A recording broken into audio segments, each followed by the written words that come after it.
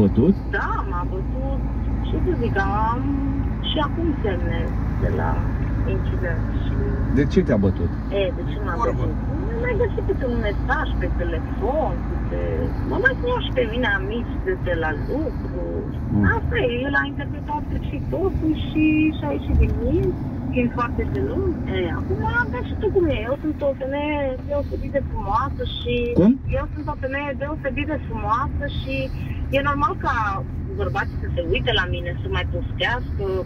Când ai o prăjitură mai rea așa, e normal să o ține mai pentru tine, dar în momentul când ai o prăjitură foarte delicioasă, mi se pare normal să mai guste și alții, nu? Din această... Dar tu i-ai zis lui, ai povestit că ai avut relații cu... Doamne ferește, nu, pentru că el a bănuit, pentru că mai tot primeam mesaje, noaptea, telefoane cu număr anonim și ne putem să stabilim, să ne întâlnim sau... Nici pe tine nu vreau să te telefonul nevastă, mă, că primește de Să te uiți, să te uiți! Primește 4-5 mesaje din noapte. Și eu o să mă uit. Eu în oraș așa nu pot să Și eu o să mă uit, nașul. Păi nu, eu am mașină și o să ne întâlnim într-un loc stabilit sau...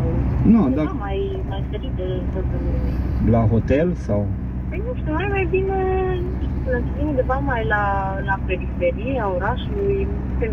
Este o anumită pădure acolo care mi-e place foarte mult și eu și din asta care